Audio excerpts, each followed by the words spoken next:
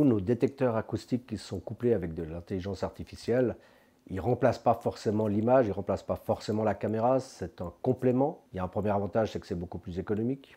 Contrairement à la caméra, il n'y a plus cette problématique de privacité, parce que qui dit caméra dit prise d'image, on ne récolte pas cette donnée, on la traite, mais elle n'est pas stockée, donc on n'a aucun risque par rapport à ça.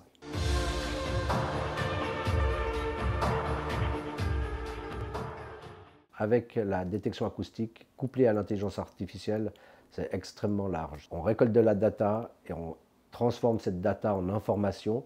Et ensuite, les gouvernements, les autorités, les sociétés privées, ils peuvent, grâce à ces data, prendre des décisions, faire des analyses. Ça permet surtout de faire de la gestion du trafic de manière extrêmement optimisée. Et tout ce qui est pollution sonore, pollution de l'air, etc., liée au trafic. On a collaboré avec le Sabra à Genève et on collabore toujours avec lui. On a par exemple fait un projet au boulevard du Pont d'Arve pour étudier l'impact de la diminution de la vitesse par rapport à la diminution du bruit.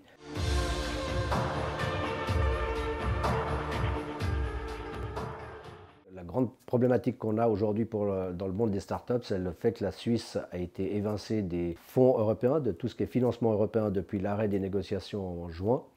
Donc comme toute startup, eh bien, Securaxis doit maintenant trouver de nouvelles solutions pour trouver des investisseurs. C'est un marché qui est extrêmement porteur. Les retours sur investissement peuvent être importants, mais en Suisse, c'est toujours compliqué parce que les gens sont encore un peu frileux par rapport aux investissements dans les startups qui ne sont pas forcément dans la biotech.